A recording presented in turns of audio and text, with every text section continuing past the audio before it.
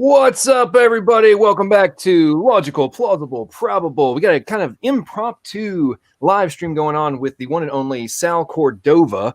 We're going to be discussing natural selection, specifically in regards to Fisher's theorem on natural selection. Sal was actually heavily involved with some different takes, shall we say, on that subject in regards to his work with Dr. John Sanford, among others, who have questioned this and put some different perspective on the whole topic.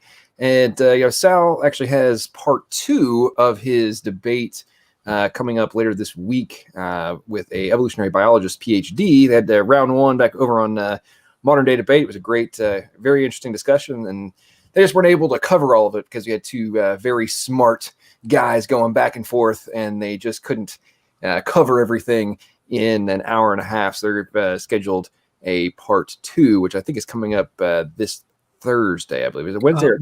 Wednesday at 8 p.m. Okay, so 2 days from now over on MDD. I'm guessing, was that kicking off at 7, 8 o'clock? What time is the... 8 p.m. Eastern Standard Time.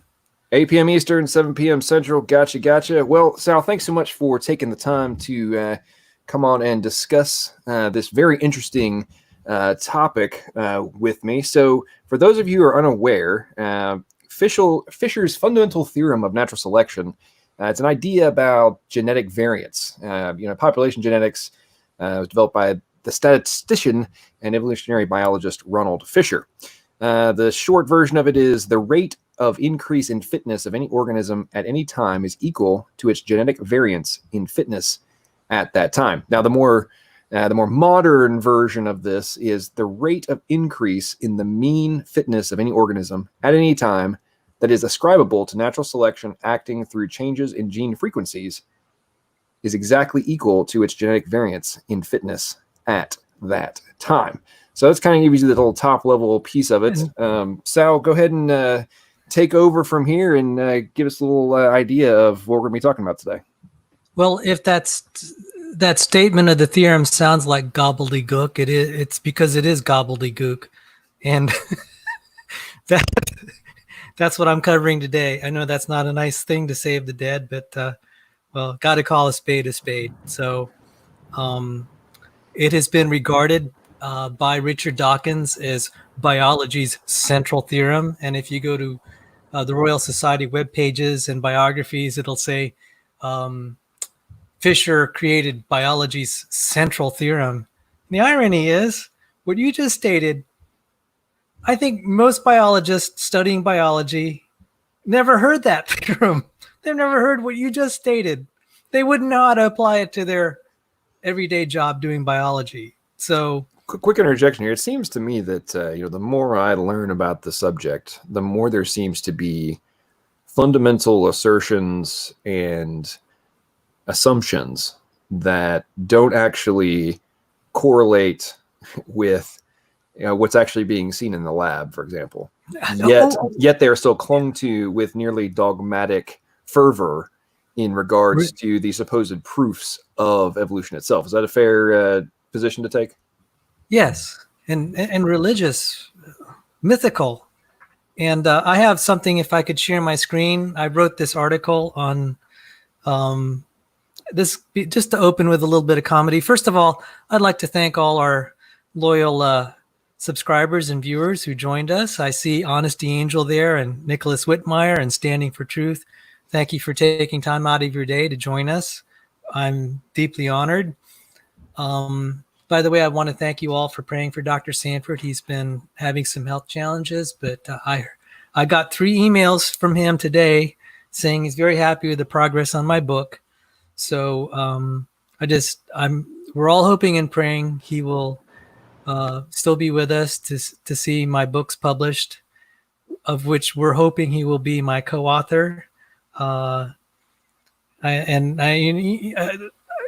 reason I say that is what I'll be writing on is a little bit outside of his specialty, but I'm expecting he'll at least write forewords. So I'm grateful to announce that. And so part of me getting on YouTube is to try to advertise some of our upcoming work.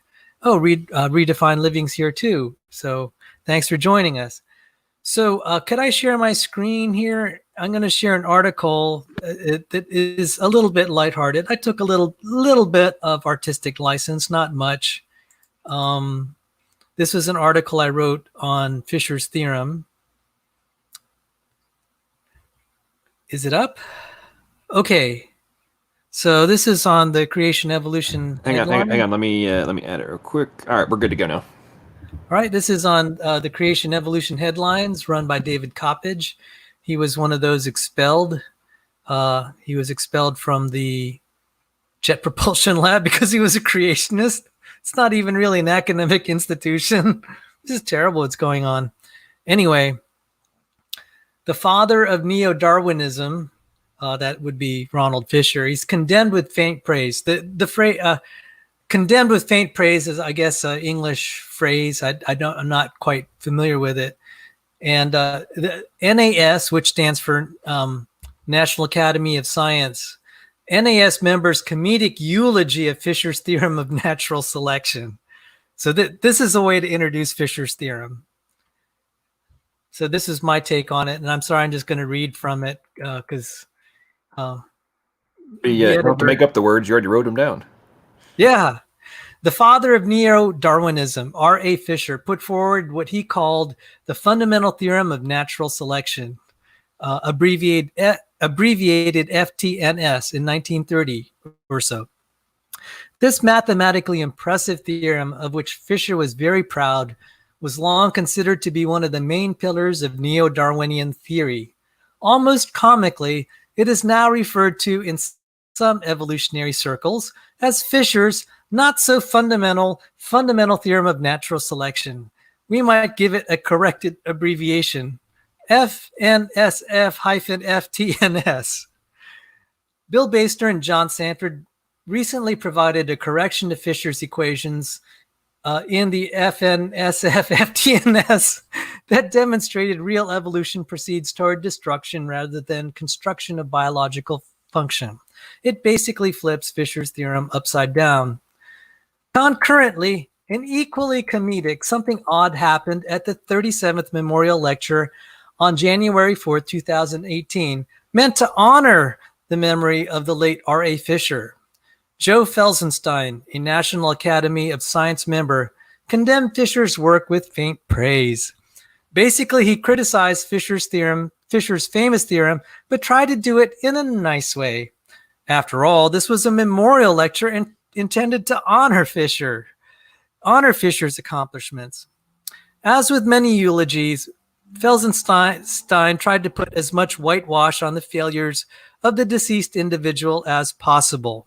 He said, quote, in spite of Fisher's assertion that the theorem, quote, holds the supreme position among the biological sciences, end quote, the fundamental theorem is, alas, not so fundamental, end quote.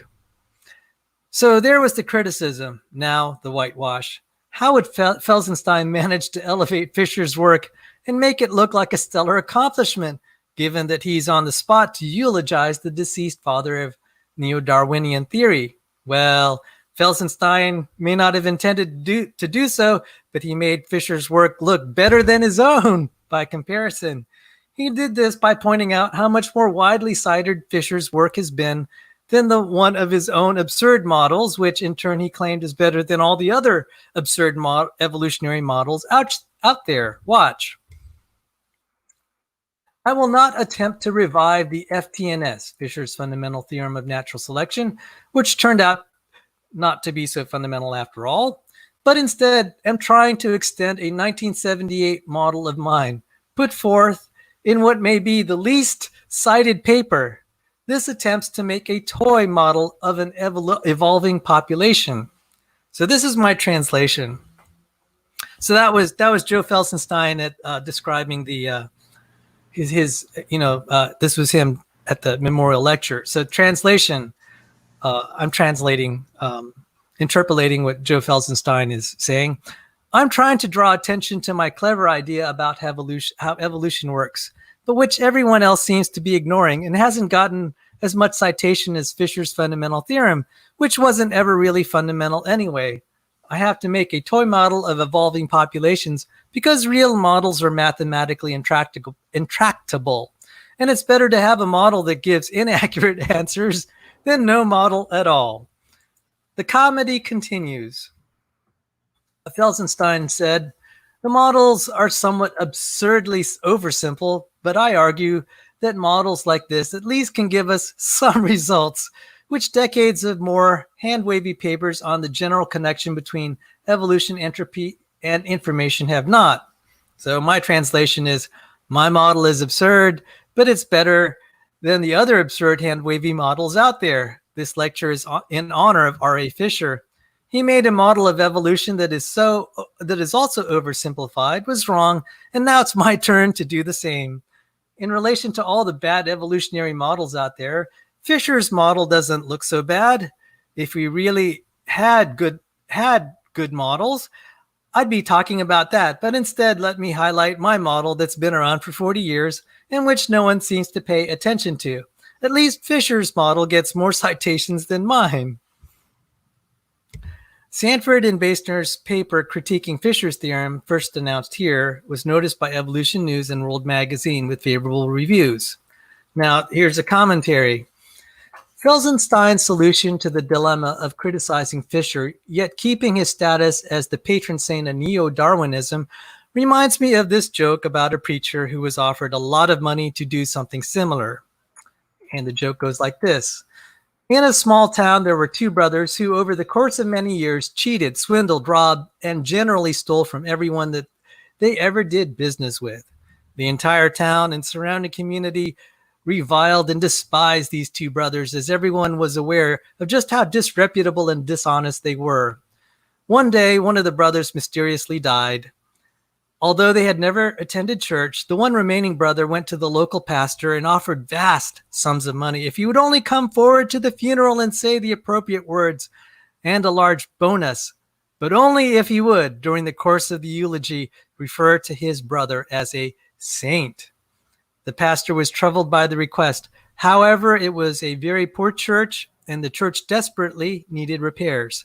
The parishioners had heard about the pastor's dilemma and were curious as to what he would do. The funeral began. The church was packed, and the pastor started with the usual prayers and followed the rites and traditions as required by the church's teachings. In closing, after referring to the man in the box, he paused and turned to the face of the remaining brother. He began, "As you all know, the departed was an awful individual who robbed, cheated, and swindled and stole from everyone he ever did business with. However, compared to his brother, he was a saint."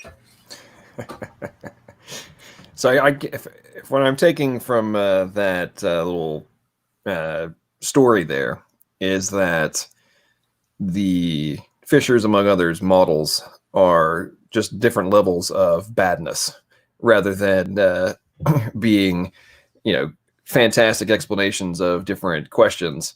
They're just fighting over which one is the least accurate. Is that a fair assumption? Yes, and I know that may sound harsh, but what I was going to present today, I'm actually going to cite Felsenstein's work and the work of other people. I mean,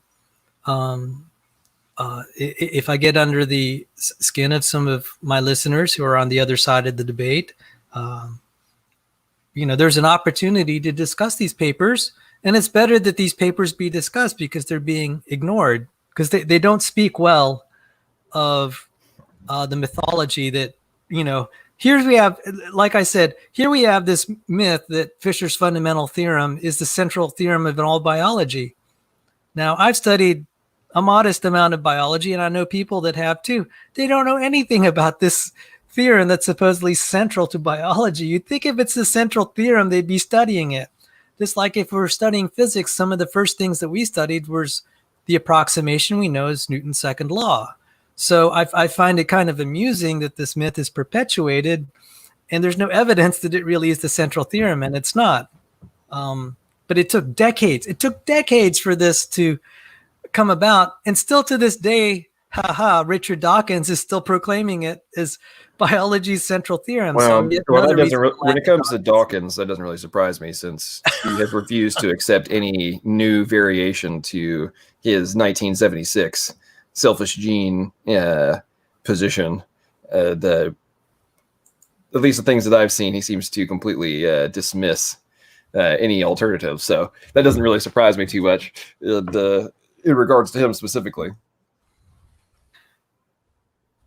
Yeah, I'm going to share another screen, and now we get to the boring part. I had to give something a little bit lively because Fisher's theorem is not, this is going to be a little bit grueling. So for anyone that is going to get bored with this and it's just too much, I'm not at all offended. As I said, I feel Fisher's theorem's gobbledygook anyway, but maybe walking through it, we can demystify what it actually says. So I'm sorry that I hope you're not. I hope you all are not offended that I'm just reading from my paper, because my words are a little bit more carefully crafted from my paper, and then I could pause and we can talk about what I said. So this is a draft. Okay, so I posted it up here. If you could help me share my screen. Thank you. So this is going to be in this is a preprint draft of something that's going to be open access in the Blythe Journal, which is friendly to, they're quasi-mainstream and they're really obscure. They're kind of second tier, mostly for like undergraduate students, etc. This is material that ended up on the cutting room floor. Just an anecdote. Bill Basner, and who's an emeritus professor of mathematics, and John Sanford, their paper got in the Journal of Mathematical Biology. And we know John Sanford's a creationist. The funny thing is, their paper got more downloads and views than any other article in that journal's history by far. Even when it hit 7,000, it already set a record. Now it's up to about 16,000. Wow. So I just think that's really amusing. The creationists,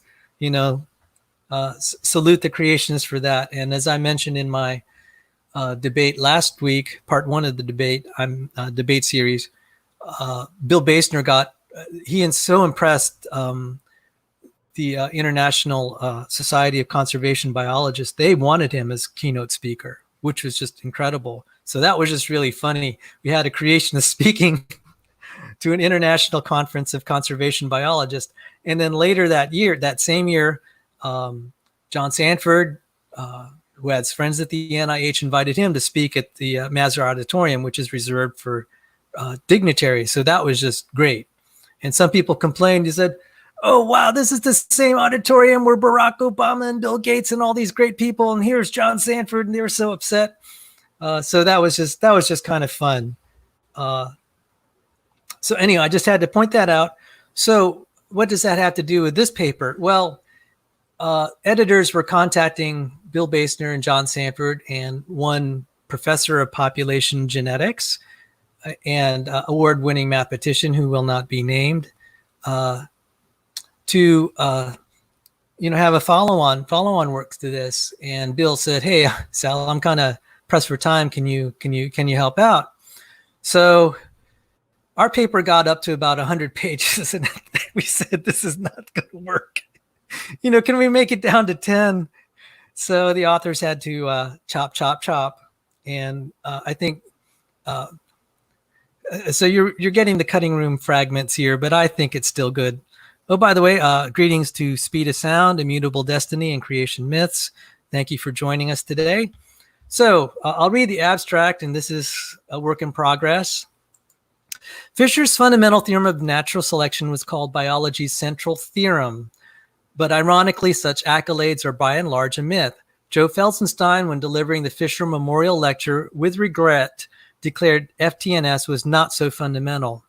Not only does FTNS do little to nothing to explain biological evolution, but like most population genetic and evolutionary literature, FTNS relies on a definition of fitness in terms of population growth rates rather than the biophysical notions of fitness, which are more in line with common sense intuitions of the medical and engineering community.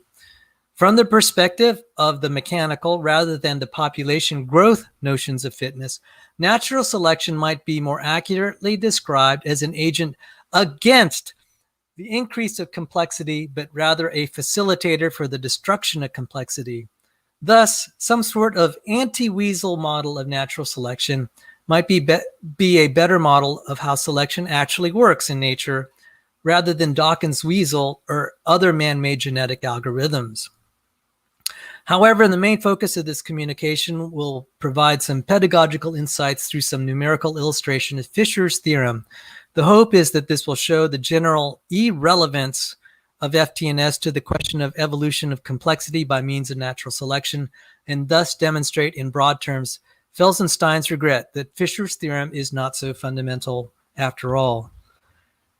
I'll pause here if you just had any comments, and we'll proceed. John? Hang on one sec here. Yeah, so it seems to me that you're kind of presenting the fact that there is a huge portion of, the fundamentals, supposed fundamentals of neo-Darwinism that are based on a unproven assumption, and B, the assumption itself doesn't actually add up mathematically. Is that kind of a foundational concept there? Among many other things, obviously. Probably the worst thing is their definition of fitness. And sorry, I know you've talked about that quite a bit in our discussions and in a previous debate, I think with Ron Garrett. You guys were kind of discussing what is the whole premise of fitness, and does it actually align with what we're discovering? Is that right? Right. And what I'm gonna do here is I'm not gonna just criticize this because of, I just think that's a bad idea. I'm gonna cite evolutionary literature that's been ignored. It's evolutionary literature by some really good guys, and maybe because they said things that the rest of the community really isn't happy about, it just gets ignored. They're still respected, God bless them, but they're not. They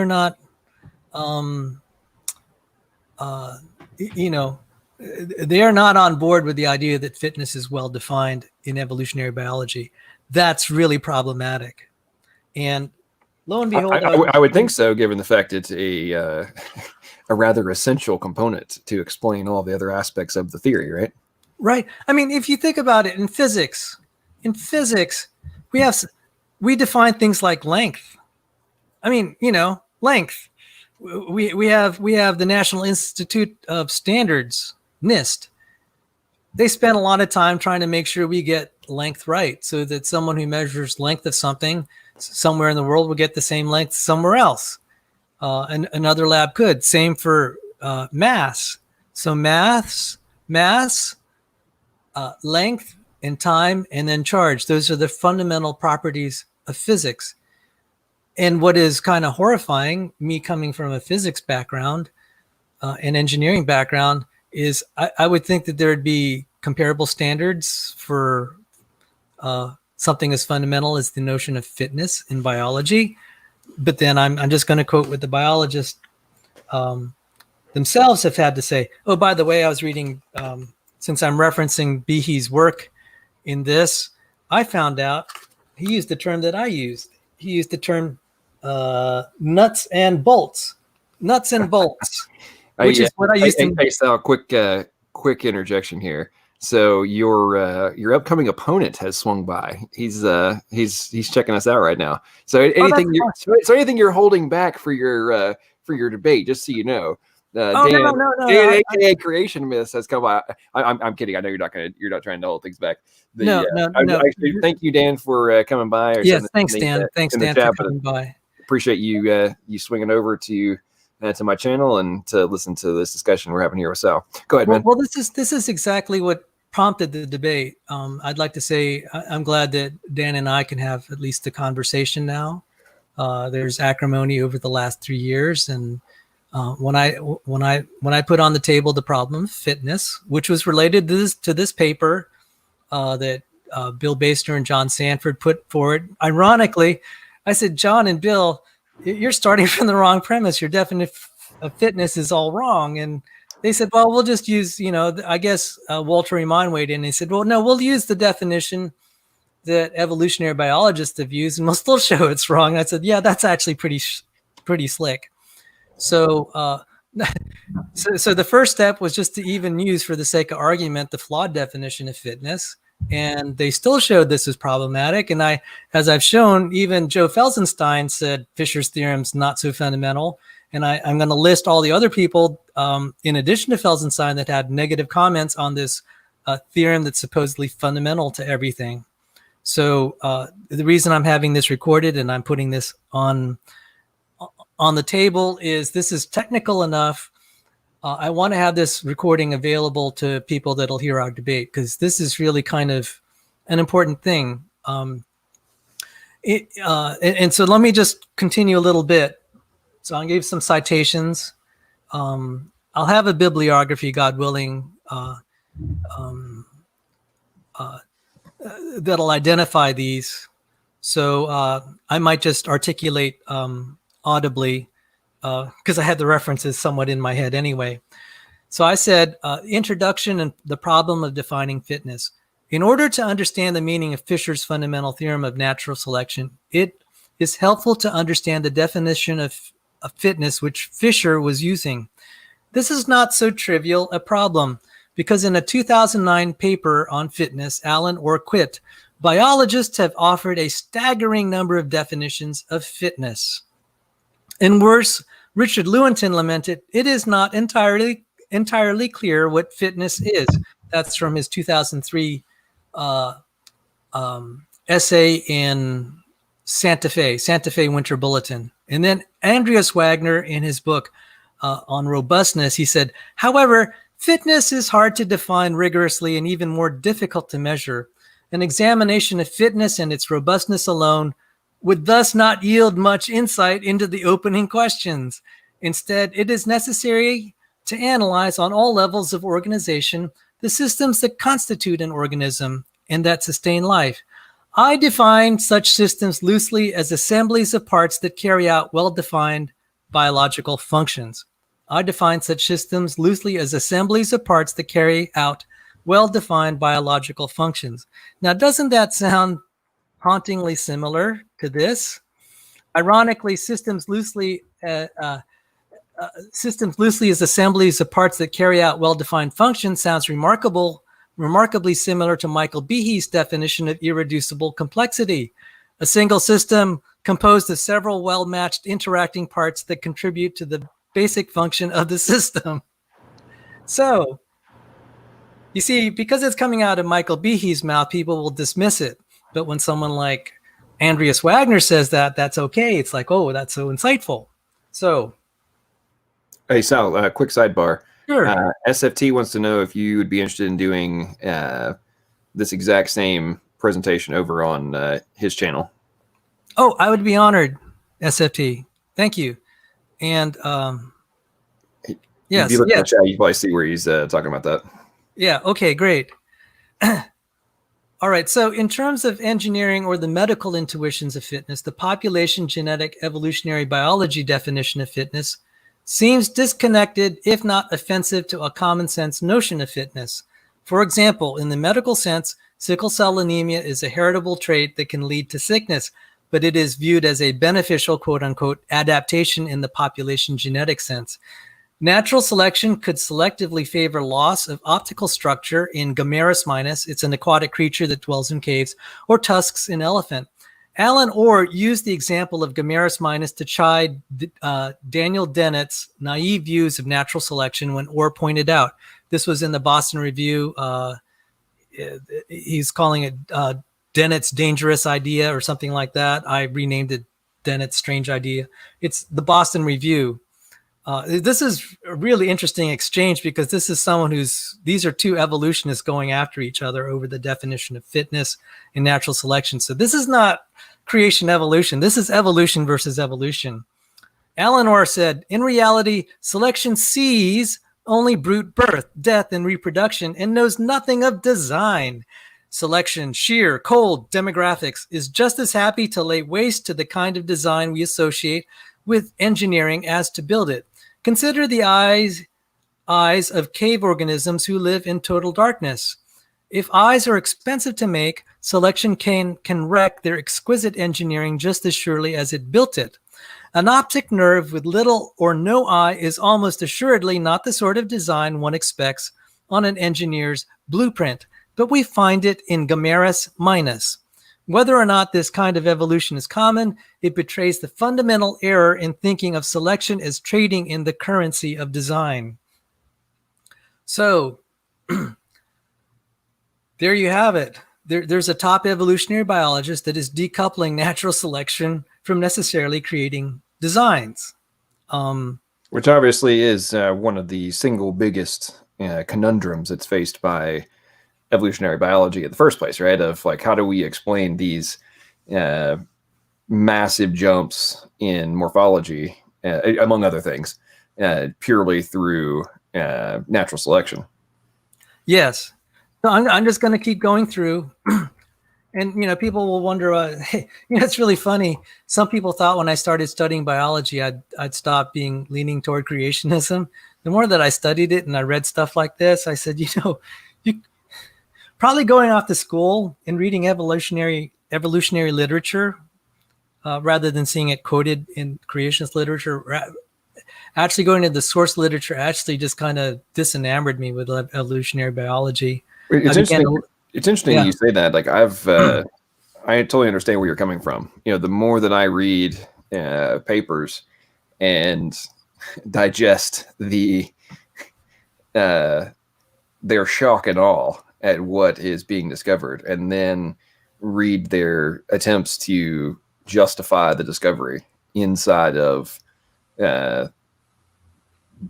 evolutionary theory, it's honestly rather entertaining, because you can tell that they're facing a rather desperate attempt to seem remotely plausible in their explanations.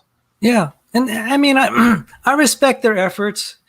They spend a lot of time, and goodness, I spent a lot of time studying evolutionary biology too. That the more mathy side, not the morphology side.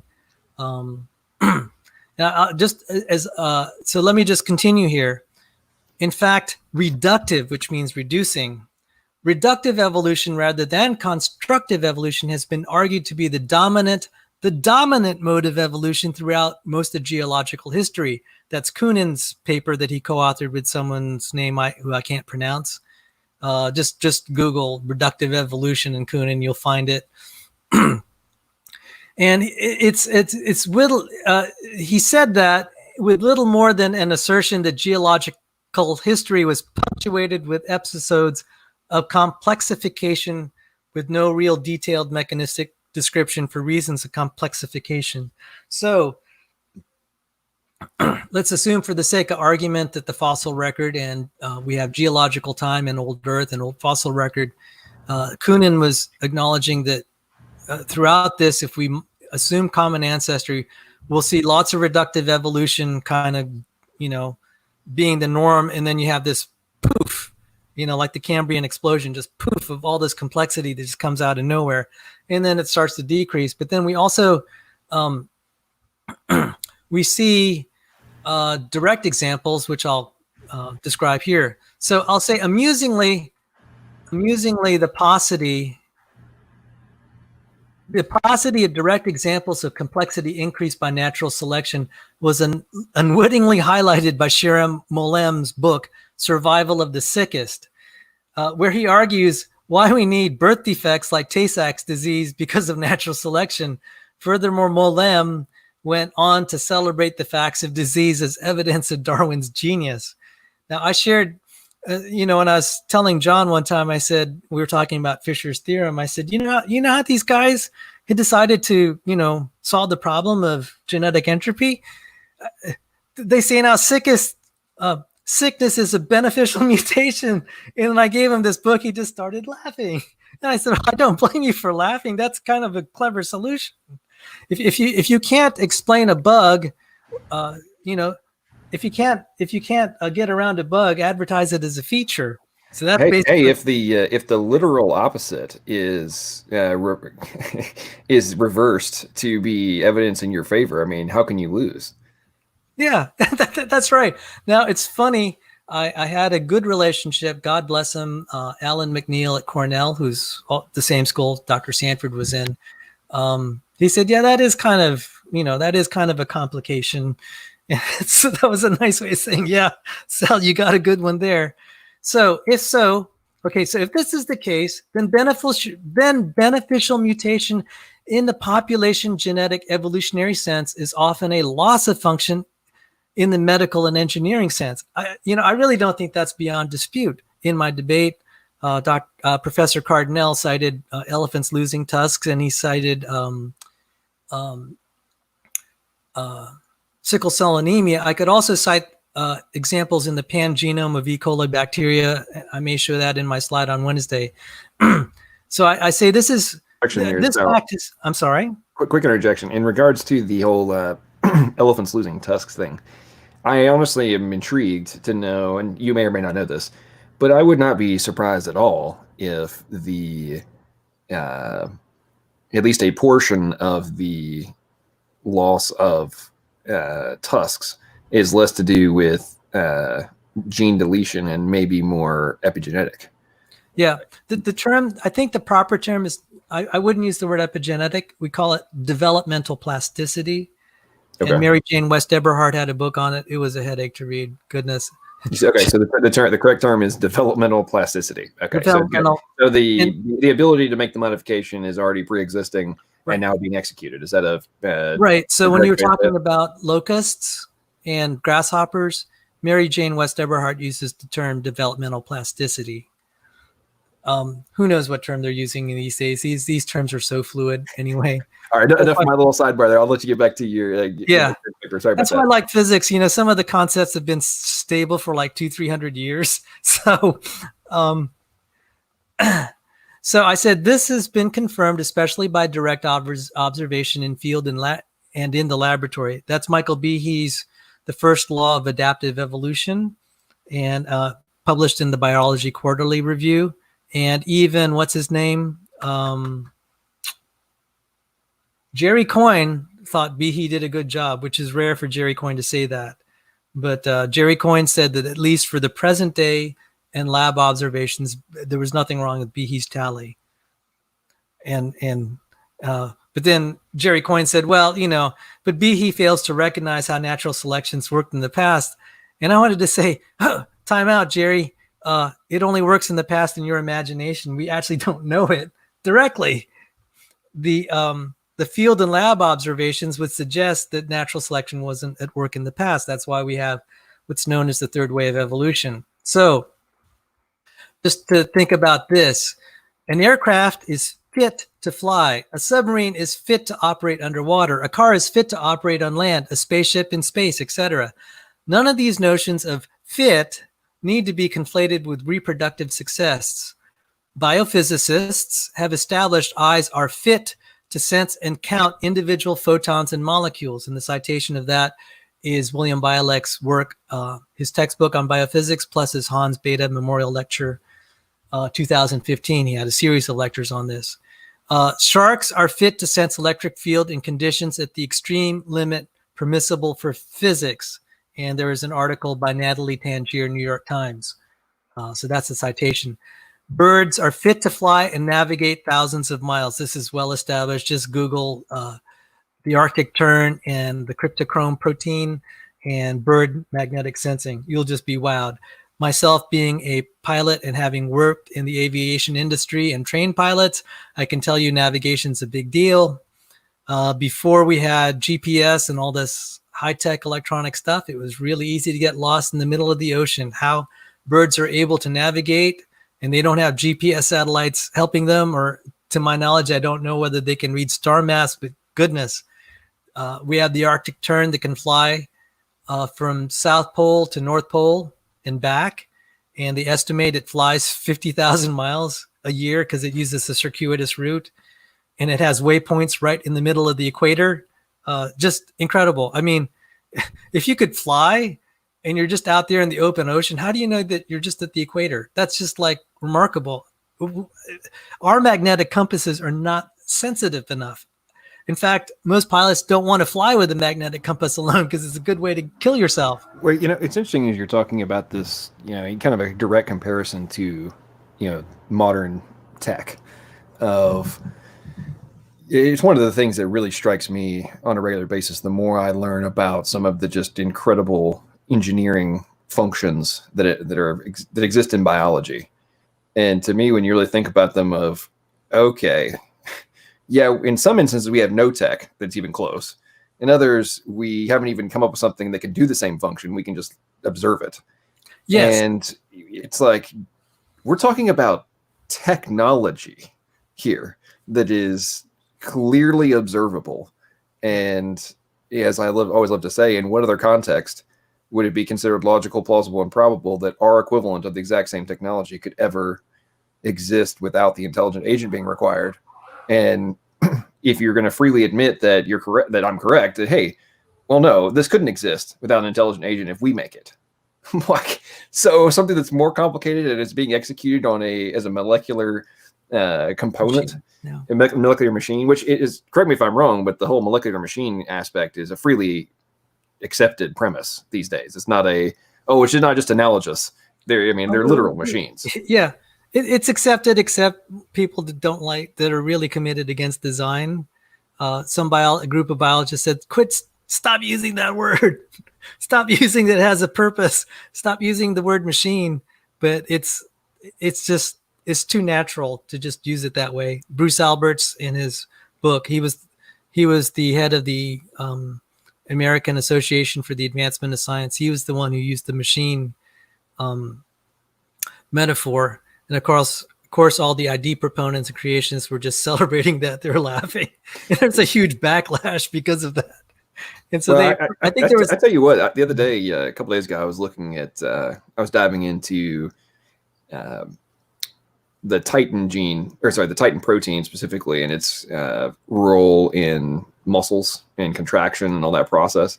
And I was looking into like the actual step-by-step interactions that are required for a muscle to contract. And I was looking at that, I was like, good grief, this is nuts. I mean, just the level of complexity and all the inner working components that are required before you even get to the nervous system requirement.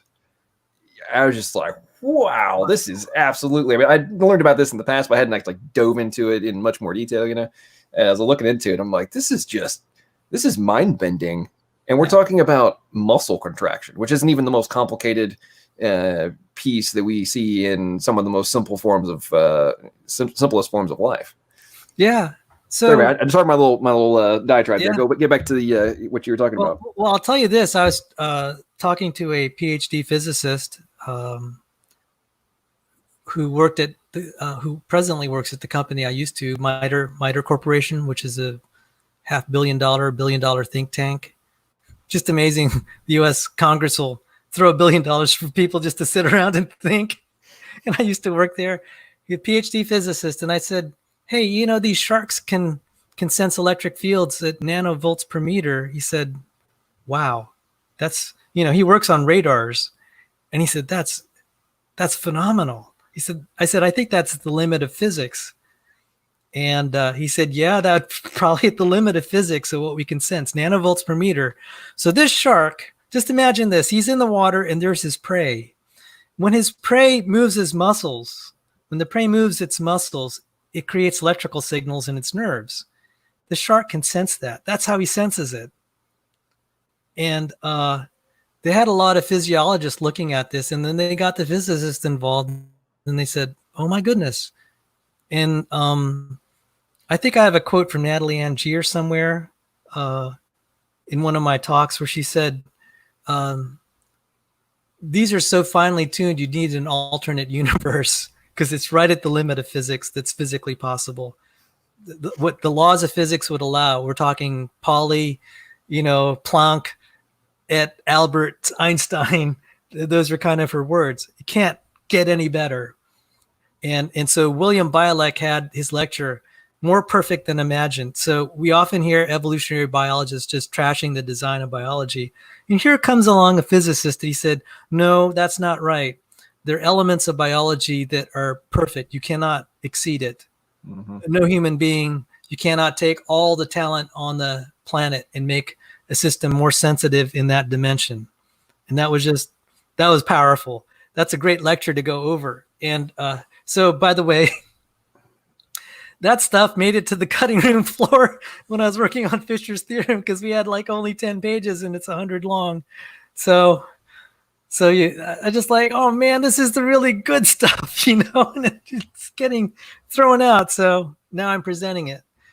So thus the definition of fitness in the population genetic evolutionary sense may seem irrelevant, if not repugnant to common sense notions of fitness in the medical and engineering sense. But one cannot understand Fisher's theorem without understanding the definition of fitness on which Fisher's theorem is based. Therefore, the next section will be devoted to elucidating the population genetic definition of fitness.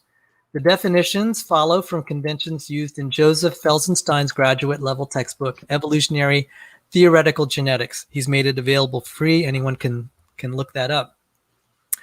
The population genetic definition of fitness arises in the context of a highly idealized model that approximates some real-world populations, namely populations in an exponential growth stage. The notion of fitness in this simplest of models can be extended with modest amount of amendment to a large amount of existing literature in population genetics.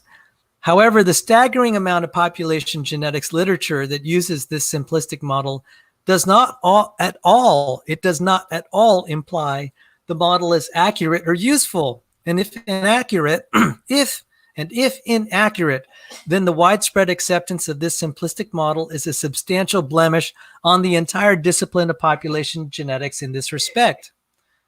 Felsenstein may have obliquely conceded the state of affairs when he said, quote, Fisher and Wright's one locus equations turn out to be approximations, sometimes bad ones.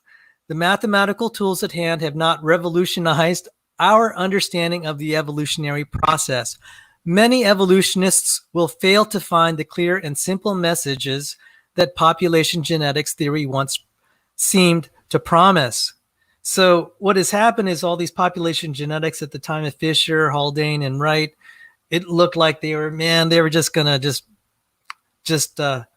figure it all out. You know, we have Fisher's fundamental theorem, and you have brilliant guys like Wright and Haldane, and we thought, hey, you know, neo-Darwinism's it's going to explain everything. We got this, man. We got this. So by the 1980s, it just all collapsed. It all collapsed, and it's like, well, you know, this was never in the headlines. This is from Joe Felsenstein's, he wrote this sometime in the 80s. Don't quote me on the time frame. The essay is Mathematics versus Evolution. Mathematics versus Evolution. Now, that's really kind of a funny title because that's something a creationist would write. And he even calls people that accept evolution evolutionists. So I know Speed of Sound hates us calling them evolutionists, but you know what? Evolutionists. I'm going to interject on this one because I've had people tell me that it's not actually a word. It's literally in the dictionary, and it pretty much, the definition constitutes the way at least I use it. So at some point, guys, got to get over your fantasy land that word does not actually exist. Yeah. And is recognized as a literal one, not just a random assertion. Yeah. So here it is. I mean, this word was used by one of the he's been called the mastermind of evolution because he is brilliant. Although when he saw my essay that kind of made fun of him, I don't think he ever forgave me for that. That was kind of the end of our cordial relationship.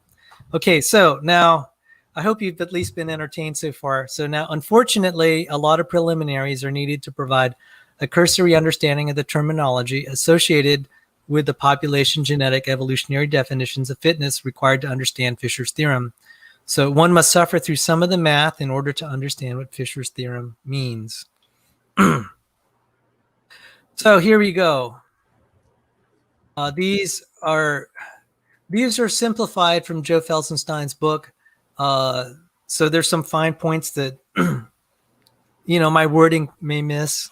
If you want the real deal, he has like a 600-page book, and you'll get the real deal there. I'm trying to condense this, so I'm not going to be terribly precise in just a few pages.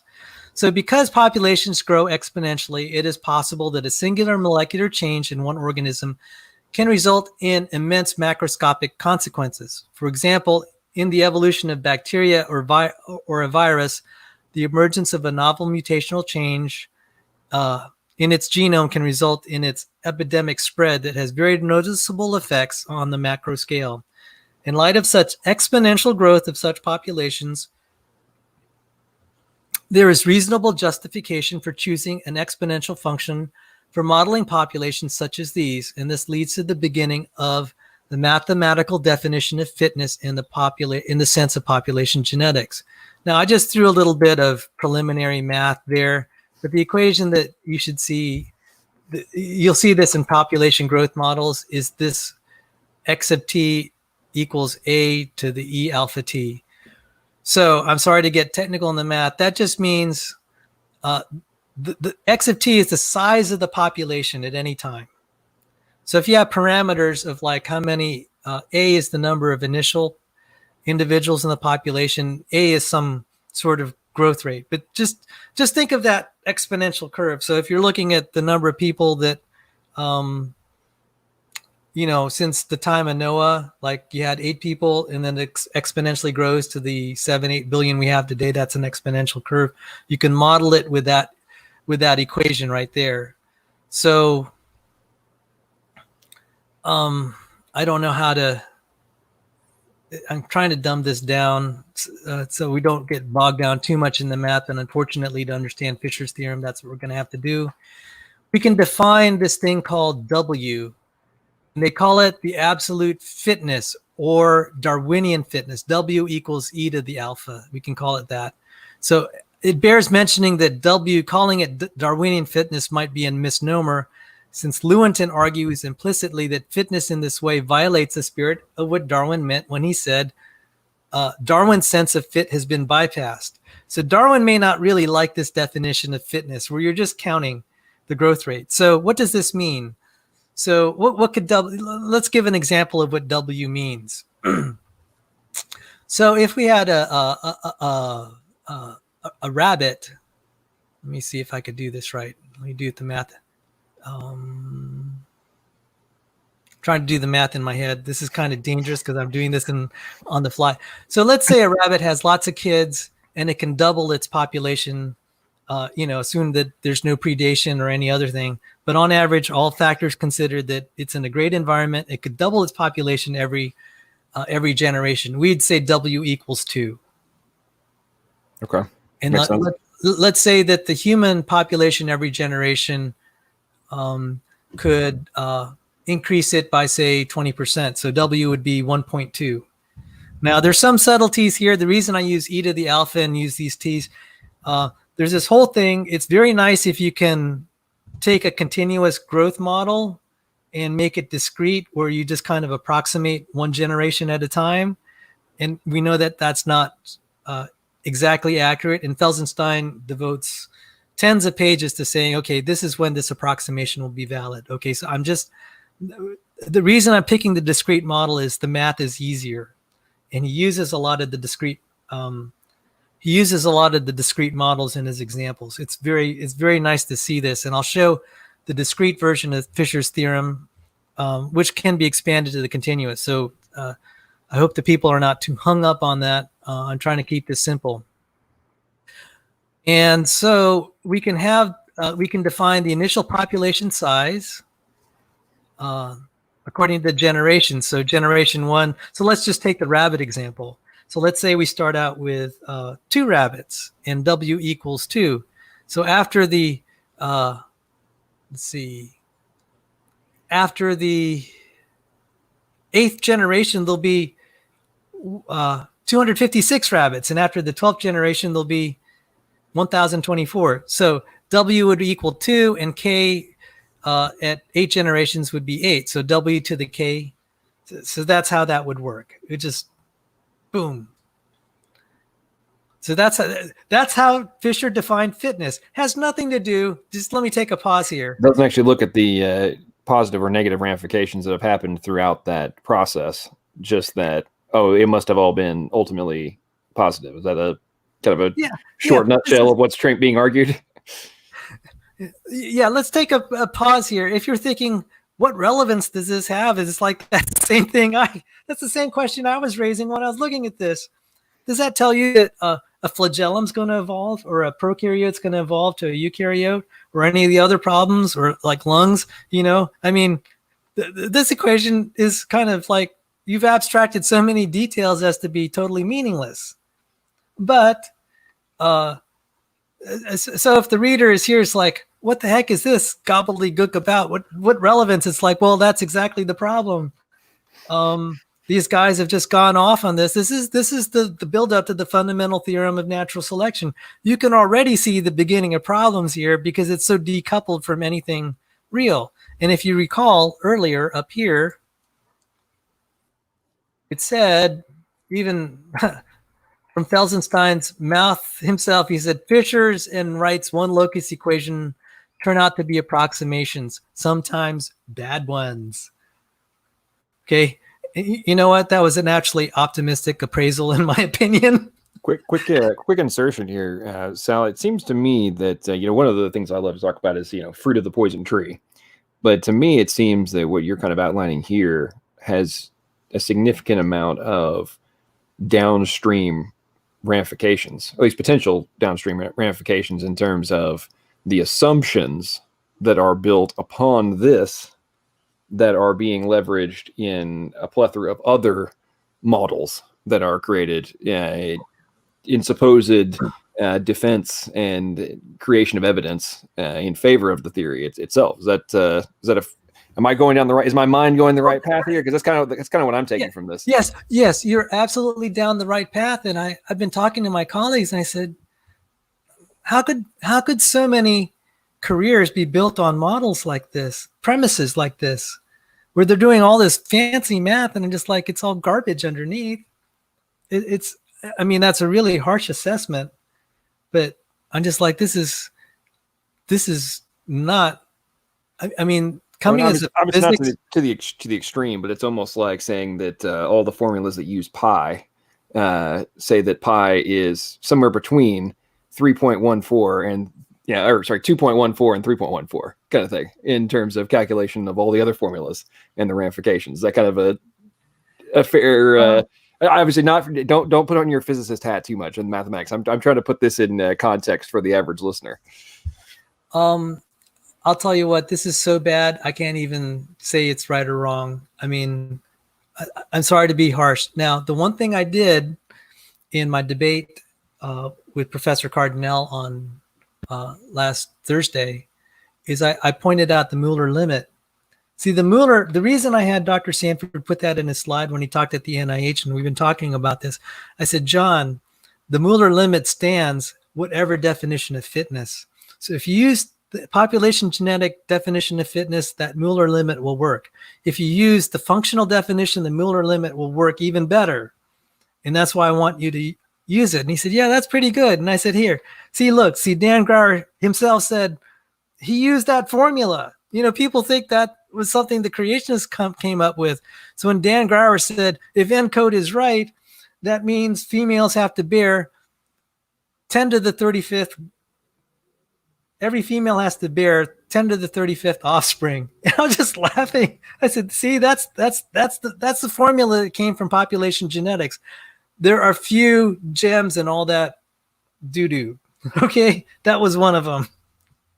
That's the one thing we could agree with. So I'll show all this math that I don't like, that I disagree with. The one bit of math that I actually do agree with from population genetics was one that Dan Grauer used. And it was really funny. There was that part in the lecture that John Sanford was giving, and Dr. Grauer was just kind of growling at the ENCODE. He said, this is, if we assume that it's 80% functional, that means about 80 bad mutations per generation. That would mean every female has to bear 10 to the 35th offspring. And John Sanford said, Dr. Grauer's absolutely right. So, That's now, if I remember correctly, in your debate, I think one of the points you were making was that even if it's the overall genome that's functional is what, 11, 12, 13%, yeah. you mathematically you run into the same problem. Is that right? You only, well, not quite as bad. Each female only needs to bear 44,000 offspring. Now, there have been alternative suggestions like synergistic epistasis and soft selection, but the interesting thing is the playbook by Dan Grauer is not to even invoke that. He invokes that the genome's not functional. That's a standard play for that. And I said, that's interesting. Not every evolutionary biologist accepts soft selection. Now, all this will be moot, sadly, if we actually start to see decline in our physical fitness in the medical sense. And I cited one thing and someone said, you didn't cite anything. He cited that in the comment section. I said, didn't you see all the scientists I listed? You could look them up. And then I specifically cited this thing by Michael Woodley of Meany. He said our IQs are declining. And a lot of eugenicists, ironically, over like the last 200 years, have been saying exactly that. So interesting is as you and I have talked about before, if you go and read the medical research papers on what they're discovering in genetics and the non-coding regions, junk DNA, whatever term you want to put on it, they seem to be rather aggressively stating that they are finding, their research is showing that there is significantly more of the genome that is functional, basically day by day in their discoveries. Oh, we just found out that this disorder is caused by this, and this disorder is caused by this, and oh man, this disorder is caused by this. It's very interesting. Oh yeah. I was at the ENCODE Users Conference 2015, and by the way, they totally didn't even mention Grauer's name. No surprise. I was just trying to listen in on what they were saying. They said, "Oh yeah, I'm working on this disorder, and we found it in this region that's like 1 million base pairs away in non-coding, away from the gene under consideration." And then there were some ones like on the vitamin D receptor, where it's just all over the place, all over the genome. We have these binding sites where the vitamin D receptor binds, and just like there are all these places where there's all this function, and there was just like researcher after researcher. And there was a paper, not a lot of people know it. Francis Collins himself was co-author, and I don't have the citation in my head handy, but 90% of heritable diseases, genomically related diseases, not just heritable, but genomically, are in the non-coding regions. What I mean by that is someone can get cancer. Did you say 90%? Yeah. Wow. That doesn't surprise me in the slightest, but because wow. Anyway, go ahead. Sorry, that does not surprise me whatsoever. That's very interesting information, though. And of course, our opponents will say, "Well, that doesn't mean 90% is functional." And I'm just like, "Well, yeah, strictly speaking, yeah, but why is it such an evil thing to make that as a working hypothesis that 90% is functional? If you're finding so many diseases." So that's what I'm sorry, I just had to wail on some people, but I found that Dan Grauer's behavior, these guys, these medical researchers at the NIH are just trying to cure diseases. They're just doing their job. And when it slipped out of their mouth that they thought 80% of the genome actually serves a purpose, that got him really mad. And I'm just like, especially that's none of your business. Especially the functions they're finding with pseudogenes and other transposable elements, and supposedly virus RNAs and things that are sitting in there and then just go get activated and turn into a protein. Those really crack me up when you're looking at what are some things that are functional. Well, I would say all of the above would be easily classified as functional when we now have direct observed and quantified evidence of their end result function. Okay, so I'm not even a third way through my paper. I'm just going to try to blaze through the math. Oh, go for it. Anyone that is math savvy and wants to suffer through this, be my guest, and I warmly will receive any mathematical corrections, because I've made a few errors in the symbols, but I know that the proof is correct because I basically reconstituted Joe Felsenstein's work. So, I mean, I had to add some clarifying notations.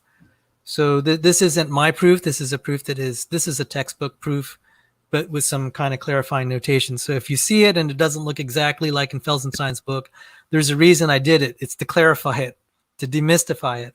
So anyway, the point is, okay, so equation 211, that means, like, say we had the rabbits that could reproduce,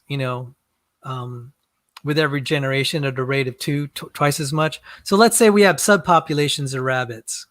One subpopulation of rabbits can reproduce at 3 times as many as their parents. Like every parent will have 3 kids on average. And then there's another subpopulation that can only reproduce at 2x, 2 rabbits per parent. Does that sort of make sense? So we can represent each of these different classes of rabbits, and these are idealized rabbits. They're not real rabbits, okay? I'll call them haploid asexual rabbits, and we're only looking at one locus. Again, this is a simplification, but what was really funny was we had all this mathematical literature, tons of it, papers and papers. And I said, you got to be kidding. You're only studying one gene. You're not even looking at a genome with multiple genes. You're studying one gene in a haploid asexual population. You have tons of literature on this. It's like, guys, this shouldn't be that hard. Well, especially now that we're starting to realize the influence of other genes on a specific gene before you even consider the other regulatory components that are affecting those genes, right? Right, and that we call that epistasis, and then also mechanically linkage. And that's not even thrown into this. So these are simplistic models, but if you're thinking, wow, this is really simplistic, why is this relevant? That's my point. That's my point. So basically what you're saying is we've got a formula that's supposedly explaining this, but we're leaving out gigantic portions of elements of the equation. Yes, and when we start to put it in, it was devastating. And I'll cover that much later. So I'm just going to try to walk. I'm going to shut up. You go ahead. So just think this is all that this P means. It's just population. So let's say at some point we have, after 3 generations, we have 1,000 blue rabbits and 500 red rabbits and 200 green rabbits. And that's all that this formula will represent. And it's showing how those numbers will change over time. That's all it's doing. So we're just kind of doing an accounting. And we can also kind of scale this in terms of proportions. So instead of, like, say, if you, so let me try to do this in my head. Oh my goodness, this is dangerous. So let's say we had a total population of 1,000 rabbits in the 3rd generation, 1,000 rabbits. So we have 700 red rabbits, 300 green, 100 green rabbits and 200 purple rabbits. We could make proportions of that. So there'll be, so the proportion of red will be like 0.7, and the proportion of whatever I just said. It's easy to, this is just all it means. The lowercase pi is just the proportion of that allele or that individual. And in the haploid asexual single locus case, the number of individuals equals the number of alleles, or something like that. My mind's kind of getting a little exhausted, but it's here in the paper. And so we can also... It's okay, Si. You don't have to be doing high-level math in your head live. Yeah, I'm running out of sugar upstairs. I need a Snickers bar break. So let's say the rabbit here. I set up a table. Say one rabbit is able to per parent has 4 kids. So one rabbit has 4 kids per parent, another kind of rabbit has, so let's call this red rabbit. And the green rabbit has only 3 kids per parent. And then the purple rabbit has only 2 kids per parent. So these are just W numbers. And then all we have to do is we can scale this to give it the relative fitness. So we just divide everything. We just take the highest, the most fit, quote unquote, rabbit, which is the one that has the most kids, and just divide all these numbers. So we just scale it down. Do you see that? I'm just scaling. I'm dividing each number by 4, and then you get something like that. So that's relative fitness. So you'll hear the term relative fitness, relative fitness. That's all there is. So when you're reading, I was just like, oh my goodness, this is all that it meant. I thought it was something really mystical. It's not. It's just tedious. It's just tedious. And if we take the proportion in a certain generation and multiply it by the relative fitness, we get something called the mean fitness. You'll see that a lot. So when they say the fitness of the population is increasing, they're referring usually to the mean fitness, mean fitness. Again, and then for those with statistics background, there's what they call the variance in fitness. This is, again, just like regular statistics. So the mean and variance, when people do statistics, like say for the normal distribution, they'll say there's a mean and variance that describe this curve or whatever. This is just statistical stuff. So with that mythical scenario, all I did is I came up with some, the relative fitness numbers that are based on rabbits with this reproduction rate here. So if we have rabbits with this reproduction rate here, the red rabbit being 4, the green rabbit with 3, and the purple rabbit with 2 offspring per parent. So you could see that the red rabbit is just going to dominate the population after so many generations because he's producing like rabbits. Right. So I just plugged those numbers in and, grind through the numbers. And then I said, okay, let's say they have initial allele frequencies so that the red rabbit starts off with a very small proportion of the population, just 10% of the population, but he's really going to make lots of babies over time. And the purple rabbit has a large proportion of the population, but he doesn't reproduce quite as fast. And said, let's just grind this through. I mean, this is a very simple simulation. Any software guy could do this in a day, if not a matter of hours. And you just grind through it, and you do all these calculations. So you calculate the mean fitness and the variance, and then you calculate the change in the mean fitness from generation to generation. And then you do a little fancy math and say, well, what's the variation divided by the mean fitness in the present? And you'll notice that the column on the left is identical to the column on the right. And that's Fisher's fundamental theorem of natural selection. And that's supposedly the fundamental theorem, biology's central theorem. And I looked at that. I said, you got to be kidding me. That says nothing. That doesn't tell me that an ATP synthase is going to evolve or that chromatin will evolve. It says nothing of that. Now, are these formulas a component of the evolutionary algorithms that are used for things like phylogeny studies and all that kind of stuff? No, these are separate. These are separate. And that's what's really bad. See, not even in evolutionary phylogeny do they use this. Not even in kind of the most important stuff that evolutionists focus on. It's not even central to that. So if I'm understanding correctly, this what you're explaining now is supposedly a proof that justifies the other algorithms they come up with for those other types of things we're talking about, phylogeny and whatnot. Those are operating on the assumption that this one is correct.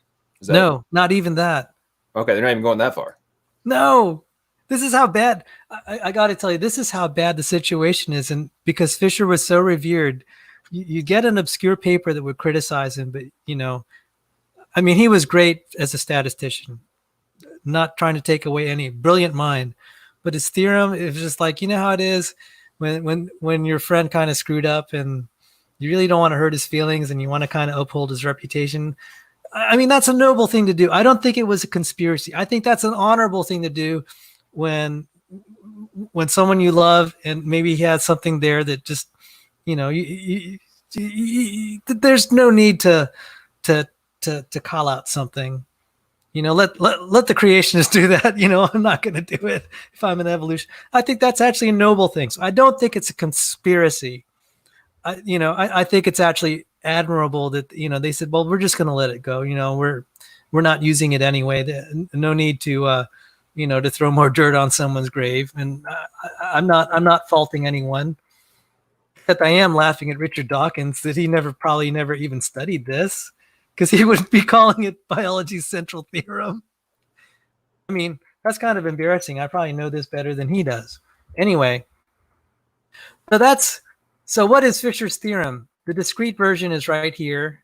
You can look at it, and I walked you through it. Now, I'll point out there's something really funny about this. So what does this mean? If you look at each generation, the mean fitness is increasing. Like it's at 0.6, it goes all the way to 0.86. What this is meaning is that more of the red rabbits that are really reproducing like rabbits, quote unquote, they're going to, eventually the population is going to be all red pretty much, virtually. Minus, you know, 99.999%. So it's going to approach 1. So that's what mean fitness means, that the population is getting more clonal by natural selection. And if you talk to conservation biologists, they'll say that's not really a good situation. We wouldn't consider that. We wouldn't consider a population that's all clonal to be really a good situation. So even there is a misnomer. And Stanley Southey pointed that out. He said that's a problem with Fisher's theorem, what it's really implying.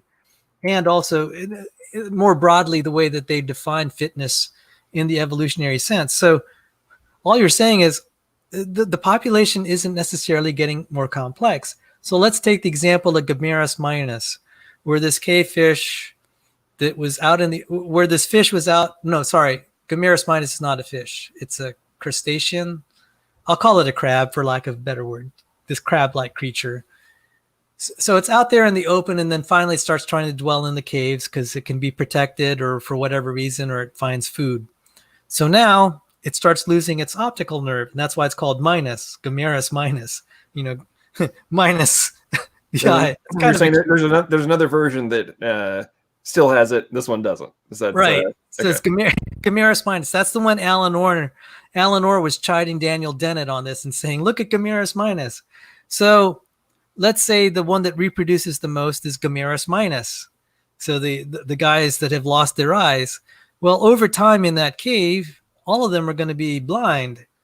And in the Fisher's sense, and then in the sense of population genetics, now the populations become maximally fit. And like, you got to be kidding me. That has nothing to do with the questions we're trying to answer. So when people throw all this evolutionary literature at you and look at all the proofs of fitness increasing, just like, nah, I know what it's based on. So it's based on stuff like this that has nothing to do with biology. So explain to the audience a little bit of how in terms of, as you just mentioned, you know, the literature that's being thrown at you, like what supposed evidence for evolution is being tossed out that if Fisher's theorem is actually accepted as incorrect, would no longer be valid? Nothing. Because it's not even it's not even used, except it would make us laugh at Richard Dawkins for saying it's biology's central theorem. So basically the whole premise of fitness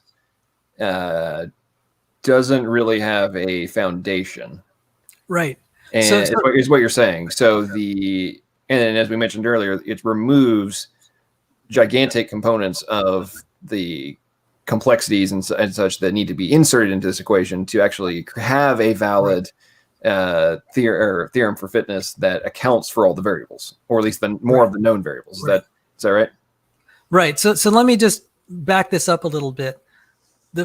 There is a major problem with the general concept of fitness itself. So let me back up a little bit. All these definitions I came up with here, like this is independent of Fisher's theorem. Okay. But all the other theorems in population genetics use these kind of definitions. And again, for the reader's sake, these are simplified versions. The original stuff is in Felsenstein's book, if you want to suffer through it. God bless Dr. Felsenstein. He made his book available for free. Just Google Joe Felsenstein, University of Washington. You'll find his webpage, and he has the population genetic book. You could find it. It's available for free. He's a very generous man. God bless him for that. So the problem is, if we take these definitions, and this is what Lewontin found to his horror. Lewontin and someone named Patrick Moran. So when they started to relax the assumptions that were in Fisher's theorem and started to include epistasis, multilocus, diploid, epistasis, and linkage, the things that you were saying where the genes start to regulate one another and have influence, they were horrified because they found out even under their own flawed definitions of fitness isn't guaranteed to maximize. And that was really devastating. That broke Lewontin's heart. He couldn't proceed after that. And so that's I'm guessing that the whole this breakdown starts to dramatically raise the complexity and the improbabilities as a conundrum of okay, if this is not valid, then suddenly the extreme improbabilities are staring you in the face. Is that one of the elements that is now having to be accounted for? Yes. Maybe more succinctly, and this is what I'm arguing in the paper, natural selection is not an agent for evolutionary change in the upward direction. Upward by meaning upward in complexity. Right. It will actually either resist it or against it, which is amazingly, it's summarized by Behe's latest book, Darwin Devolves. Darwin Devolves. And because when Darwin Devolves came out, I said, okay, let me, and this was also in the wake of Basner and Sanford's examination of the fundamental theorem of natural selection. We began looking at that, and I said, is that consistent with Behe's theme of Darwin Devolves? And we started looking at the math. I said, oh, absolutely. On many levels, we could make that argument. I mean, a very simple way to make that argument, even using existing population genetic stuff, all we have to do is say, okay, let's say hypothetically that the quote unquote beneficial mutation in Gomeris minus is losing its eyes. Well, then you could show that this is, if we assume that fitness maximizes, natural selection is going to help destroy that poor creature's eyes. I mean, it's just, this ended up being a two-edged sword. So there's no way around the reductionist component of all this. It had a function, now it does not. Therefore, natural selection resulted in a minusing, the name of a pre-existing, more complex feature. Yes. And now the reason I'm going into this, now do you see why when I debated Ron Garrett, I laid it on the table. I said, the definitions of fitness are flawed. And I tried to show that potassium ion channel. I said, this is the way you want to define it in terms of nuts and bolts. And lo and behold, even in Behe's book, Darwin's Black Box, from way back in 1996, he uses the word nuts and bolts. Man, I love that guy. Anyway, so there's probably way more to talk on about this, but there is the thing that was really devastating is recently, 2018, a gentleman by the name of Grodwall, Grodwhohl, Grodwall. He wrote the essay, peer-reviewed rise and fall of fitness maximization, and it was just devastating.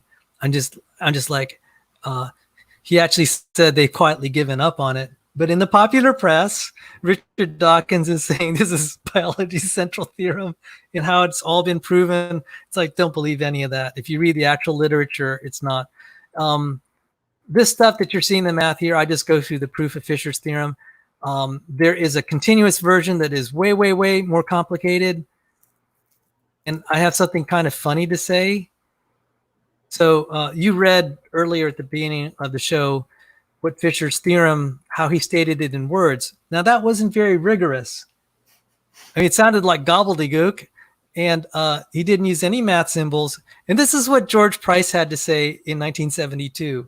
So like 42 years after Fisher's theorem came out, this is what Price had to say. Price was also a very good math guy. He said, "It has long been a mystery how Fisher derived his famous fundamental theorem of natural selection and exactly what he meant by it. Also, he spoke of the rigor of his derivation of the theorem and of the ease of its interpretation. But others have variously described his derivation as recondite, very difficult, entirely obscure, and no one has ever found any other way to derive the result that Fisher seems to state. Hence, many authors, not reviewed here, have maintained that the theorem holds only under very special conditions, while only a few have thought that Fisher may have been correct if only we could understand what he meant." Okay, so this is the father of neo-Darwinian theory. And maybe to beat a dead horse one more time. So my conclusion is Fisher may have envisioned, and he did, may have envisioned that his fundamental theorem was proof that evolutionary progress is inevitable. However, in view of the more common sense notions of fitness, where increase of fitness means the addition of higher complexity of organs and functions, Fisher's theorem does not guarantee such an increase. In fact, Fisher's theorem is perfectly consistent with the view that reductive evolution is the dominant mode of evolution. Beyond that, on many levels, Fisher's theorem has been given a negative assessment by Ewens and Lessard, was criticized for Price for not being understandable and to be incompletely derived. And Felsenstein rightly pointed out Fisher's fundamental theorem of natural selection is not so fundamental after all. All of these considerations are in stark contrast to Dawkins' characterization of Fisher's theorem as biology's central theorem. So there you have it. Now, a little bit of word about Basner and Sanford. Oh my goodness, you talk about really beating a dead horse. I think the fact that some of the criticisms among population geneticists, they were published, but they were kind of like quiet. And here comes along Bill Basner and John Sanford and said, we're going to pile on and we'll add mutations to Fisher's model. This is what's really funny. Fisher's model didn't even put mutations in his theorem. So Bill Basner and John Sanford said, well, what'll happen if we throw mutations in? And by the way, put lots of bad ones in. Let's see where it goes then. And it just crashed. So that was like really beating a dead horse. I think in the wake of that paper, and then when I joined on board the team, I said, hey, John, did you know that other people have been beating this dead horse for a long time too? He said, oh, really? I said, yeah, look at what Felsenstein said. You published your paper in 2017, and here Felsenstein eulogizing Fisher. So that's why when I showed that picture of Felsenstein's memorial lecture, I thought that was so funny, where he was eulogizing, he's, just like the two brothers, that the preacher was saying, he did all these bad things, but compared to his brother, he was a saint. That was just, anyway, now you see why I was especially laughing at all of this. So it seems to me, one of the things I'm taking away from all this is whether or not Fisher's theorem is still being actively used today. We've got probably no less than 40 to 50 years of supposedly development of other aspects of evolutionary theory that at the time were dependent on it being true. and then now we've got completely different things we're doing based on some of those assumptions or supposed proofs that have been derived from that originally being correct. It wasn't even that good. Now, in Basner and Sanford's paper, they said that Fisher's theorem was foundational, but it was only foundational in a mythological sense. Hardly any population geneticist used it professionally. In Kimura and Crow's book on population genetics that they both published, they only had one little chapter on it. And they said, well, it's only one page. So it's amazing that we'll have this. There are 22,000 citations, I think, on Google Scholar of Fisher's theorem, and all these accolades piled on top of it. And the reason I showed that passage, no one really understood it, for one, until about 1972. No one, they couldn't understand even what it said, much less could they write a mathematical proof. But this myth built around it that it's biology's central theorem. Why? Because Fisher called it the fundamental theorem of natural selection, and he was saying this is like thermodynamics. And so I guess this is how the popular press and popular understanding can just take hold of a myth and make it gospel. Do you think that mythology in regards to the complexity problem, right? Of, oh wait, that's being solved already in the background. Do you think that could have any bearing on the acceptance in regard of the plausibility of abiogenesis being able to occur? Not that they're actually going out and doing the math for themselves, but just saying, yes, we know for normal evolution, yes, we know it's stupidly complex, but hey, there's a theorem that shows this is possible. Therefore, we just haven't found the theorem that applies to abiogenesis complexity in a different context. Does that make sense? Absolutely. When someone throws math at you and it looks like so much more complicated than you comprehend, it's like, well, these guys must be right. That looks so slick and smart. They must have figured it out. And at the time when I first looked at Fisher's theorem, I didn't understand it. And I asked other people, and it's just kind of like Price's experience. No one understood it, but they said it has to be correct. And that was really spot on. That was so spot on. And then just in the course of studying a little more, and after I was out of grad school, I was a little bit more math savvy, and I said, okay, I started reading Felsenstein's book. I said, the notation doesn't look like anything in my physics or math book. And I have a math degree and I have a physics degree. And I said, this is not reassuring, because why does this look a little bit funny? So then I tried to go through it, and I began to learn a little bit, postponed it. But then this past January, when I got recruited to revisit this, I'm just like, oh my goodness, it's a nothing theorem. I mean, it's interesting, but it's not relevant. And there are comments I made in this paper for the geeks who really want to suffer through it. I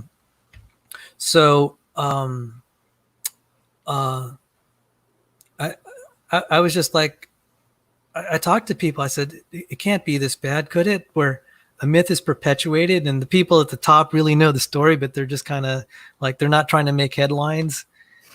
And I said, it couldn't be this bad. And then it's like, oh my goodness, it is this bad.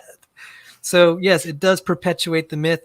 And one thing when you're talking about how this may have perpetuated, some of the best examples, one that Dawkins himself promoted was weasel. How me thinks it like a weasel, see how easy evolution can. And I'd forgotten about that, but yeah, I do remember that now. Right. So Fisher's theorem works well with, you could take the weasel and do something like this. You could put it in, you could make it so that it agrees with Fisher's theorem. Even I could do that. A creationist like me could do that, and it'll look very profound. But to get to the crux of the matter, this whole thing with the difference between the engineering notion of fitness or the medical versus the population genetic, what if the evolutionary change is reductive? So that's a new word. You probably heard it before, but I'm going to try to emphasize it. Reductive evolution. What if the change is reductive? Well, then the best way to model that is not Weasel, but something I called anti-Weasel. And so in the Blythe Communications Journal, I'll be co-author of a paper called Anti-Weasel. And my co-author is Eric Holloway. It's just very simple. I said, we just take Dawkins' Weasel, we just do the reverse. Instead of going toward the Weasel, we go away from it. It's just like Gamiris minus, you have this complex feature, you're just going to avoid it because it's too metabolically expensive. I said, that'd be really cute. And we have lots of lab experiments. And this agrees with the book Darwin Devolves by Michael Behe. So on a lot of fronts, we're starting to see the genetic entropy argument move forward. But the literature is so big and there's so many smoke screens to cut through that it's hard to prosecute the case in just like a 1 hour, a 90-minute debate because there's so much material and there's been so much preconceptions about how natural selection works in people's minds that it's always, they think that natural selection works like intelligent selection where you're trying to select for complexity, and that's not how it really works in nature. You bring that up on the intelligent selection versus the natural selection. I noticed that in your debate with Ron Garrett, when y'all had a brief conversation about something being Turing complete, and I'm pretty close on the paraphrase here. He said, designing something that's Turing complete is not that hard. And what I remember when I heard that, what really struck me was A, the use of the word design, and B, the fact that you're referring to it not being difficult for an intelligent agent to do so. And I'm like, okay, I got no problem with that. Yeah. But you're not addressing the component of it's easy for an intelligent agent to do so. And I think in the context of what you're talking about here today, in terms of natural selection in relation to the evolutionary theorems, is you're almost assuming that it's always positive versus negative, right? That's what you're saying. And if you completely remove any potential negative variable, then yes, your premise of potential creativity through natural selection might have some validity if you remove all of the negatives from the equation completely, right, and just act like they couldn't possibly exist, even though we know beyond doubt that they do. I think even in Dr. Sanford's book, and it's been a long time since I read that chapter, where he said, well, if you had even maybe half of them were beneficial changes, then evolution would move forward. But when you have these really skewed, these very funny looking distributions where it's almost all negative or neutral and maybe only a little bit beneficial, which I'd argue in some cases it's even zero. That's why I showed that potassium ion channel. That's nuts and bolts. Right. The only way for it to go is bad. Right. Because as Biolek is saying, so many of the things are optimized. It's perfect. You're not going to get better. So many things in biology are just perfect. So Professor Cardinal made a actually very, very valuable correction. He said it's not geometric fit. It's fit in terms of optimal affinity and specificity. I said, yeah, that's correct. I said, I thought I thanked him for that. If I didn't, thank you for saying that. That's actually will be helpful in my book as we define fitness in terms of engineering and physics principles. I mean, not that defining it in physics and engineering is going to be any easier, because how do you say that something's really physically fit? Because then it comes to be on a case-by-case basis whether the parts are optimized within the context of the overall organism. But I still think that is eminently a more reasonable way of looking things.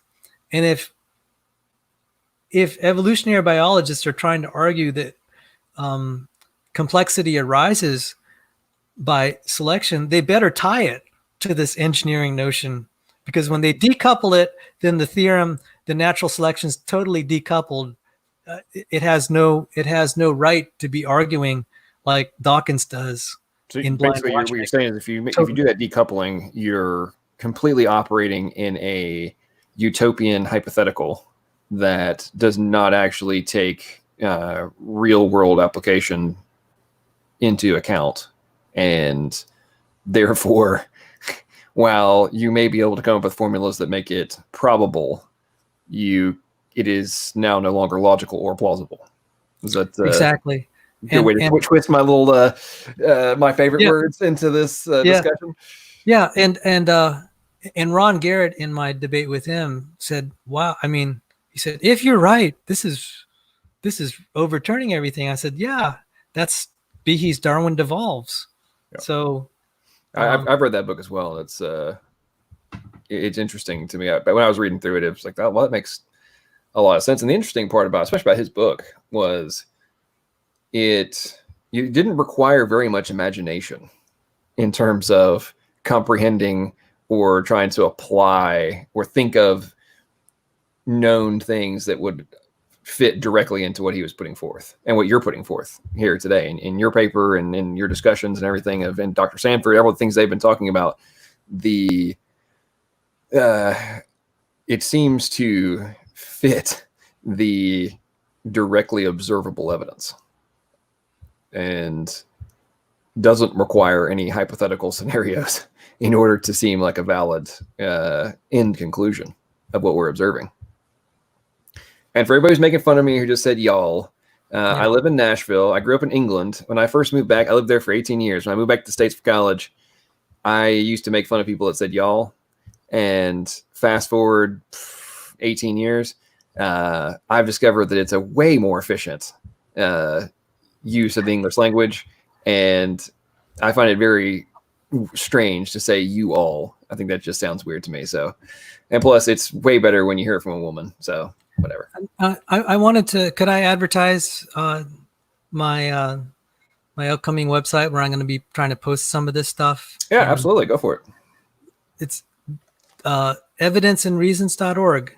Very simple. Evidence and reasons. This is evidence and reasons for the Christian faith. And right now I don't have any content there, except I have an account of James Tour's conversion, where he was convicted in his heart that he needed Jesus. And when he was on his knees up there in his dorm room, he was accepting Christ into his heart, and he had a visitation from Jesus. A lot of people don't know that. Powerful testimony. And then I also put his critique of the origin of life. So some people... I tell you, one of the interesting things I've seen from James Tour was his debates on Unbelievable with, is it Lee Cronin? Is that the... it was very interesting because I had actually watched Lee Cronin's debate on the exact same subject with a different person who wasn't a synthetic chemist of renown like James Tour. And in the previous debate, he had this extremely confident approach and just, everything is, I'm getting close and all these kind of things. Then he has the debate with James Tour, and it was like his confidence had taken a 180. And I thought it was I don't mean this to deride Lee Cronin at all, but it was interesting to me just in the context of, okay, you're in a position where you know that a person arguably of more credentials than you, Lee Cronin, he'll call you out if you try to argue that these things are just, already accounted for. And you're not going to be able to avoid this, And I was using this as an example because I see that starting to happen in different interactions where it's like, well, maybe I better not be too aggressive on these things because if I do, I may be setting myself up for professional embarrassment, given the fact that things that we now know. I'm hopeful to see much more of that as more of these things, these arguments that are being made, and also just the opportunities like what you do with your website and all these other organizations that are starting to bring these arguments and the conundrums that are facing academia, bringing them to YouTube and other places where the rest of us can start to kind of look into and analyze and be like, wait a minute, let me think about this. Maybe I don't have to just accept all of these arguments that are being made with such, utmost confidence when I recognize the shattering and the gigantic cracks in the foundations that have been being ignored for so many years and not even acknowledged, if you will, but now are no longer being able to be avoided. Before we close the show, I hope we can hang out some more in future meetings. And I got a letter from Dr. Sanford regarding my book. The book, it's not my book, it'll be our book. So this is a great opportunity to be advertising it. He's now thinking along the thing that I was thinking is maybe we'll make booklets or even just short YouTubes and lectures. Awesome. And so I was talking about the polycomb repression complex, and he loves that one, the hot air, right, where something originates, is transcribed from chromosome 12. It navigates in that nuclear soup all the way to chromosome 2, goes to the Hox cluster, modifies one out of the 4 or 8, however you want to count it, histones, and modifies. He said, that was really good. I want more of that. And so the book will not be so much anti-evolutionary. It's going to be highlighting the wows of biology. We'll talk about the bird navigation and the shark sensing. And the one I'm sorry. I would say that what you were just describing there on the going from chromosome 12 to chromosome 2, I mean, that's even expanding on the more simplified version of transchromosomal gene regulation, right? Yep. Oh yeah, that was fun. And then the one that he liked the most, I said, yeah, that's kind of impressive. I said, the lowly E. coli bacteria can count molecules. And he was saying at the developmental stages of fruit flies, he thinks that the blastomere cell types are actually able to count individual molecules. It has to be able to keep count of molecules in order for it to be able to do what it does. I think it's a straightforward calculation based on the concentration of a certain substance that has to be shared among them. And then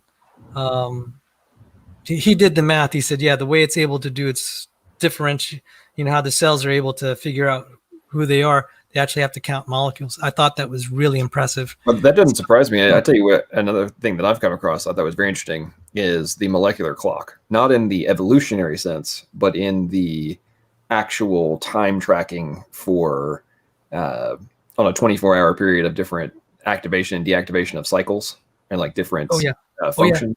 That when I came across that one, I know that one is probably a well-known one, but when I came across that piece of it, I'm like, hang on, there's a literal timekeeping molecule or protein that is keeping track of time. This is kind of cool. And we call that Paley's watch. Yep. I know, like I said, I know inside of the world of biology, I'm sure it's a rather well-known function, but I think for the average person, just the premise of like, wait a minute, how does it track time? I mean, that's for the common person, right? Of just like, what?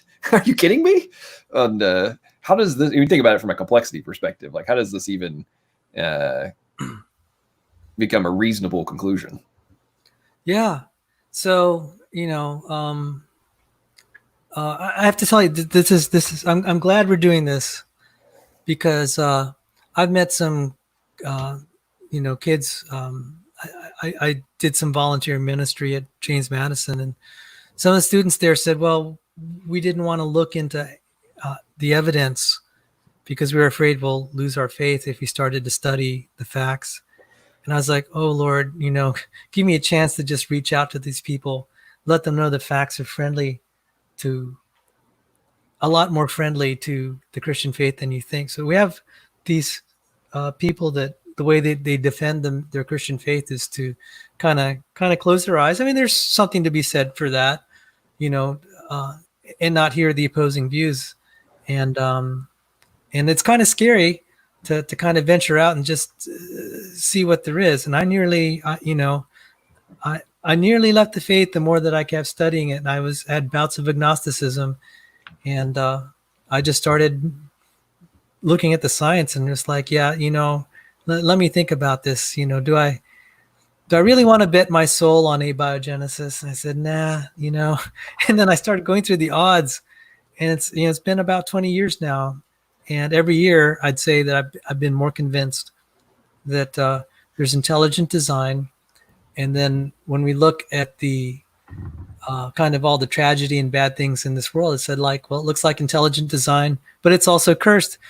That sounds like creationism. And so that's where I'm at. So I'm hoping you and I can have these short little, maybe shorter videos, maybe 5 to 10 minutes, where we can cover some of these really cool things and have a nice talk show. And I hope we have lots of laughs. Oh yeah, for sure. Try to be entertaining. Yeah, it's interesting how you're talking about your kind of your path, right? What's the I'm drawing a blank on the exact verbiage, but the same I forget who the physicist was who said this, but when you start going down it's like when you start sipping from the cup of quantum mechanics, you lose your faith, and by the time you get to the bottom, it's stronger than ever.